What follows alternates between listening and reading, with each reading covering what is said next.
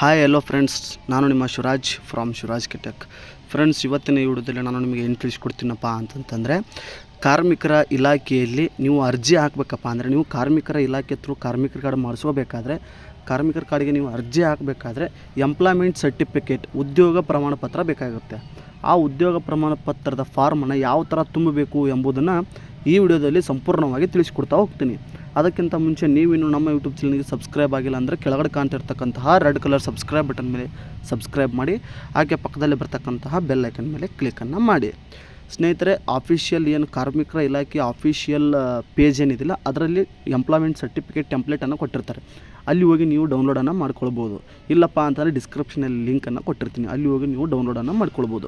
ಸ್ನೇಹಿತರೆ, ನೀವು ಡಿಸ್ಪ್ಲೇಲಿ ನೋಡ್ತಾ ಇರ್ಬೋದು, ಕಟ್ಟಡ ಮತ್ತು ಇತರೆ ನಿರ್ಮಾಣ ಕಾರ್ಮಿಕರ ಉದ್ಯೋಗ ಕ್ರಮಿಕರ ಮತ್ತು ಸೇವಾ ಷರತ್ತುಗಳು ಕರ್ನಾಟಕ ನಿಯಮಗಳು 2006 ನಿಯಮ 20 ಉಪನಿಯಮ 2 ಖಂಡಸಿ ಪ್ರಕಾರ ಮಾಲೀಕರು ಮತ್ತು ಗುತ್ತಿಗೆದಾರರು ಕಟ್ಟಡ ಮತ್ತು ಇತರೆ ನಿರ್ಮಾಣ ಕಾರ್ಮಿಕರು ತೊಡಗಿಕೊಂಡ ಬಗ್ಗೆ ಕಾರ್ಮಿಕನಿಗೆ ನೀಡುವ ಉದ್ಯೋಗ ಪ್ರಮಾಣ ಪತ್ರ ಇದಾಗಿರುತ್ತೆ. ಸ್ನೇಹಿತರೆ, ನೀವು ನೋಡ್ತಾ ಇರ್ಬೋದು. ಅದಾದ ನಂತರ ಇದೆಲ್ಲ ಫಾರ್ಮೆಟ್ ಇರುತ್ತೆ ಸ್ನೇಹಿತರೆ. ಇದೆಲ್ಲ ಫಾರ್ಮೆಟನ್ನು ನೀವು ಫಿಲ್ ಮಾಡ್ಕೊತಾ ಹೋಗಬೇಕಾಗುತ್ತೆ. ಈ ಫಾರ್ಮೆಟನ್ನು ಯಾವ ಥರ ಫಿಲ್ಲನ್ನು ಮಾಡಬೇಕು ಎಂಬುದನ್ನು ನಾನು ಈಗ ನಿಮಗೆ ಸ್ವವಿವರವಾಗಿ ಹೇಳಿಕೊಡ್ತಾ ಹೋಗ್ತೀನಿ. ಇಲ್ಲಿ 1ನೇ ಕಾಲಮಲ್ಲಿ ನೀವು ನೋಡ್ತಾ ಇರ್ಬೋದು, ಅರ್ಜಿದಾರರು ಕಳೆದ 12 ತಿಂಗಳಲ್ಲಿ ಕಟ್ಟಡ ಮತ್ತು ಇತರೆ ನಿರ್ಮಾಣ ಕಾರ್ಯದಲ್ಲಿ ತೊಡಗಿರುವ ಕಾಮಗಾರಿಯ ಮಾಲೀಕರ ಅಥವಾ ಗುತ್ತಿಗೆದಾರರ ಸಂಪೂರ್ಣ ಹೆಸರು ಮತ್ತು ವಿಳಾಸ ಅಂತಂತೇಳಿ ಕೇಳಿದ್ದಾರೆ ಸ್ನೇಹಿತರೆ. ಅಂದರೆ ನೀವು ಯಾರ ಮನೆಯನ್ನು ಕಟ್ಟಲಿಕ್ಕೆ ಹೋಗ್ತಿದ್ದೀರಾ ಅವರ ಹೆಸರು ಮತ್ತು ಅವರ ಸಂಪೂರ್ಣ ವಿಳಾಸ ಮತ್ತು ಫೋನ್ ನಂಬರನ್ನ ಎಂಟ್ರಿಯನ್ನು ಮಾಡಬೇಕಾಗುತ್ತೆ 1ನೇ ಕಾಲಮ್ನಲ್ಲಿ. ಇಲ್ಲಪ್ಪ ಅಂದರೆ ನೀವು ಗುತ್ತಿಗೆದಾರರ ಹತ್ತಿರ ಹೋಗ್ತಿದ್ರಪ್ಪ ಅಂತಂತಾರೆ, ಕಾಂಟ್ರಾಕ್ಟರ್ ಥರ ನೀವು ಕೆಲಸಕ್ಕೆ ಹೋಗ್ತಿದ್ರಪ್ಪ ಅಂತಂದರೆ ಅವರ ಹೆಸರು ವಿಳಾಸ ಮತ್ತು ಫೋನ್ ನಂಬರನ್ನು ನೀವು ಎಂಟ್ರಿಯನ್ನು ಮಾಡಬೇಕಾಗುತ್ತೆ ಸ್ನೇಹಿತರೆ. ಇದು ಅದಾದ ನಂತರ ಇನ್ನೊಂದು ಉದ್ಯೋಗ ಪ್ರಮಾಣ ಪತ್ರ ನೀಡಲಿರುವ ಕ್ರೆಡಿಯಾ ಬೈ KSCA ಸಂಸ್ಥೆಯ ಅಧ್ಯಕ್ಷರು, ಕಾರ್ಯದರ್ಶಿ ಅಥವಾ ಅವರ ನಾಮನಿರ್ದೇಶನ ಸಂಪೂರ್ಣ ವಿಳಾಸ ಅಂತಂತ ಕೇಳಿದರೆ, ನೀವು ಒಂದು ಸಂಸ್ಥೆ ಥ್ರೂ ಕೆಲಸಕ್ಕೆ ಹೋಗ್ತಿದ್ರೆ ಆ ಸಂಸ್ಥೆಯ ಶೀಲು ಮತ್ತು ಶಿಕ್ಕಾವನ್ನು ಹಾಕಿ ಅಲ್ಲಿ ಅಧ್ಯಕ್ಷರು ಮತ್ತು ಕಾರ್ಯದರ್ಶಿಯ ಹೆಸರು ಮತ್ತು ಸಂಪೂರ್ಣ ವಿಳಾಸವನ್ನು ನೀವು ಎಂಟ್ರಿಯನ್ನು ಮಾಡಬೇಕಾಗುತ್ತೆ.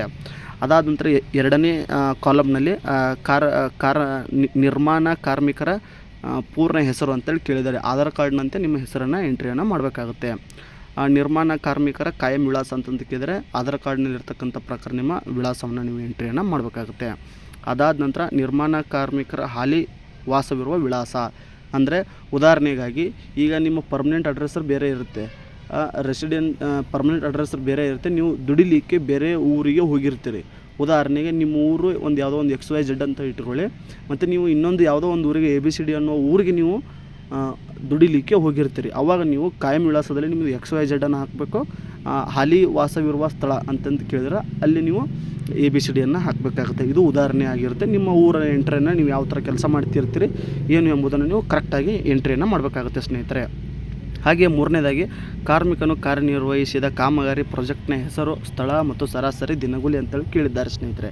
ಇಲ್ಲಿ ನೀವೇನು ಮಾಡಬೇಕಪ್ಪ ಅಂದರೆ, ಮುಂದಿನ ಕಾಲಮ್ದಲ್ಲಿ ಕಾಣ್ತಾ ಇದೆ ಕೆಲಸದ ಹೆಸರು ಮತ್ತು ವಿಧ ಅಂತಂತೇಳಿ ಕಾಣ್ತಾ ಇದೆ, ಮತ್ತು ಸ್ಥಳ, ಒಟ್ಟು ದಿನ ಮತ್ತು ಸರಾಸರಿ ದಿನಗೂಲಿ ಅಂತಂತ ಹೇಳಿದೆ. ಇಲ್ಲಿ ನೀವು ಕೆಲಸದ ಹೆಸರಿನಲ್ಲಿ ನೀವು ಮನೆ ಕಟ್ಟಡ ಕಟ್ತಿದ್ರೆ ಮನೆ ಕಟ್ಟಡ ಅಂತ ಬರೀರಿ, ಏನೋ ಟ್ಯಾಂಕ್ ಕಟ್ತಿದ್ರೆ ಟ್ಯಾಂಕ್ ಅಂತೇಳಿ ಬರೀರಿ, ಶಾಲೆ ಕಟ್ಟಡ ಇದ್ದರೆ ಶಾಲೆ ಕಟ್ಟಡ ಬರೀರಿ, ಕಾಂಪೌಂಡ್ ಕಟ್ಟಡ ಇದ್ದರೆ ಕಾಂಪೌಂಡ್ ಕಟ್ಟಡ. ಈ ರೀತಿಯಾಗಿ ನೀವು ಯಾವ ಕೆಲಸವನ್ನು ಮಾಡ್ತಿದ್ದೀರಿ ಮತ್ತು ಅದರಲ್ಲಿ ನೀವು ಕಾಮಗಾರಿಯಲ್ಲಿ ಯಾವ ಥರ ನೀವು ಕೆಲಸ ಮಾಡ್ತಿದ್ದೀರಿ, ಅಂದರೆ ಹೆಲ್ಪರಾಗಿ ಮಾಡ್ತಿದ್ದೀರೋ, ಗೌಂಡಿಯಾಗಿ ಮಾಡ್ತಿದ್ದೀರೋ, ಮಿಸ್ತ್ರಿಯಾಗಿ ಮಾಡ್ತಿದ್ದೀರೋ, ಯಾವ ಥರ ನೀವು ಮಾಡ್ತೀರೋ ಅದರಲ್ಲಿ ನೀವು ಇಲ್ಲಿ ಎಂಟ್ರಿಯನ್ನು ಮಾಡಬೇಕಾಗುತ್ತೆ. ಸ್ಥಳ, ನೀವು ಕಾಮಗಾರಿ ನಡೆಸ್ತಕ್ಕಂಥ ಸ್ಥಳವನ್ನು ಎಂಟ್ರಿಯನ್ನು ಮಾಡಬೇಕಾಗುತ್ತೆ. ಒಟ್ಟು ದಿನಗಳು, ಅಂದರೆ ನೀವು ಎಷ್ಟು ದಿನಗಳಲ್ಲಿ ನೀವು ದುಡ್ದಿದ್ದೀರಾ, ಮಿನಿಮಮ್ 90 ದಿನ ಇರುತ್ತೆ. ಅದರಲ್ಲಿ ನೀವು ಹೆಚ್ಚು ಬರಿಬೋದು, ಬಟ್ ಕಮ್ಮಿ ಬರೆಯುವ ಹಾಗಿಲ್ಲ, ಹೆಚ್ಚು ಬರಿಬೋದು. ಜೊತೆಗೆ ಸರಾಸರಿ ದಿನಗೂಲಿ, ನಿಮ್ಮ ದಿನಗೂಲಿ ಏಟಿರುತ್ತೆ ನೋಡಿ ಪ್ರತಿದಿನ, ಇದನ್ನು ಎಂಟ್ರಿಯನ್ನು ಮಾಡಬೇಕಾಗುತ್ತೆ ಸ್ನೇಹಿತರೆ. ಜೊತೆಗೆ ಇಲ್ಲಿ 3ನೇ ನಂಬರ್ ಕಾಲಮ್ನಲ್ಲಿ ಇದೇನು ಗ್ಯಾಪ್ ಸ್ಪೇಸ್ ಇದೆಯಲ್ಲ, ಇಲ್ಲಿ ನೀವು ಯಾವ ದಿನದಿಂದ ಯಾವ ದಿನಾಂಕದವರೆಗೆ ಕೆಲಸವನ್ನು ಮಾಡಿದಿರೋ ಆ ಡೇಟನ್ನು ನೀವು ಇಲ್ಲಿ ಎಂಟ್ರಿಯನ್ನು ಮಾಡಬೇಕಾಗುತ್ತೆ.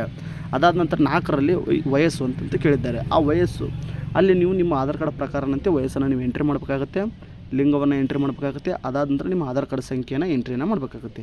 ಈ ರೀತಿಯಾಗಿ ಮೇಲಿನ ಎಲ್ಲಗಳನ್ನು ನೀವು ಕರೆಕ್ಟಾಗಿ ಫಿಲ್ಲನ್ನು ಮಾಡಬೇಕಾಗುತ್ತೆ. ಫಿಲ್ ಆದ ನಂತರ ಇಲ್ಲಿ ಒಂದು ಪ್ರಮಾಣೀಕೃತ ಇರುತ್ತೆ, ಇದನ್ನು ಓದಿಬಿಟ್ಟು ನಾನೆಲ್ಲ ಇದಕ್ಕೆ ಬದ್ಧನಾಗಿದ್ದೇನೆ ಅಂತಂತ ಹೇಳಿ ಇಲ್ಲಿ ಪ್ಲೇಸು ಮತ್ತು ದಿನಾಂಕನ ಹಾಕಿಬಿಟ್ಟು ಇಲ್ಲಿ ನೀವು ಯಾರ ಹತ್ರ ಕೆಲಸ ಮಾಡ್ತಿದ್ದೀರೋ ಅಂದರೆ ಮಾಲೀಕರ ಹತ್ರ ಕೆಲಸ ಮಾಡ್ತಿದ್ದೀರಿ, ಮಾಲೀಕರ ಸಹಿಯನ್ನು ಮಾಡಿಸ್ಬೇಕು. ಇಲ್ಲಿ ಮಾಲೀಕರು ಗೊತ್ತಿದ್ದಾರೋ ಡ್ಯಾಶ್ ಡ್ಯಾಶ್ ಡ್ಯಾಶ್ ಸಂಸ್ಥೆಯ ಅಂತಂತ ಹೇಳಿದೆಯಲ್ಲ ಅಲ್ಲಿ ಡ್ಯಾಶ್ ಡ್ಯಾಶ್ ಡ್ಯಾಶ್ ಇದ್ದಲ್ಲಿ ಮಾಲೀಕರ ಹೆಸರಿದ್ದರೆ ಮಾಲೀಕರ ಹತ್ರ ನೀವು ಕೆಲಸ ಮಾಡ್ತಾರೆ, ಮಾಲೀಕರ ಸಹಿ ಮಾಡಬೇಕು. ಇಲ್ಲಪ್ಪ ಅಂದರೆ ನೀವು ಗುತ್ತಿಗೆದಾರರ ಹತ್ರ ಕೆಲಸ ಮಾಡ್ತಾರೆ, ಗುತ್ತಿಗೆದಾರರ ಸಹಿಯನ್ನು ಮಾಡಬೇಕಾಗುತ್ತೆ ಸ್ನೇಹಿತರೆ.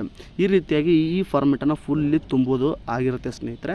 ಮತ್ತು ನಿಮ್ಗೆ ಇದನ್ನು ಒಂದು ಉದಾಹರಣೆಗಾಗಿ ಯಾವ ಥರ ತುಂಬಬೇಕು ಎಂಬುದನ್ನು ನಾನು ಒಂದು ಆಲ್ರೆಡಿ ನಾನು ತುಂಬಿರೋದನ್ನು ನನ್ನ ಡಿಸ್ಕ್ರಿಪ್ಷನಲ್ಲಿ ಕೊಟ್ಟಿರ್ತೀನಿ.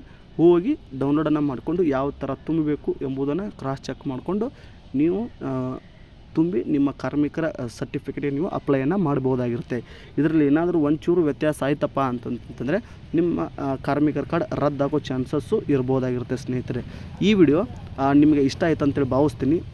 ಮುಂದಿನ ವಿಡಿಯೋದಲ್ಲಿ ನಾನು ನಿಮಗೆ ಕಾರ್ಮಿಕರ ಕುರಿತಾಗಿ ಹೆಚ್ಚಿನ ಮಾಹಿತಿಯನ್ನು ನಿಮಗೆ ಕೊಡಲಿಕ್ಕೆ ಪ್ರಯತ್ನ ಪಡ್ತೀನಿ ಅಂತ ಹೇಳ್ತಾ ಈ ವಿಡಿಯೋನ ಇಲ್ಲಿಗೆ ಮುಗಿಸ್ತೀನಿ. ಜೈ ಹಿಂದ್, ವಂದೇ ಮಾತರಂ.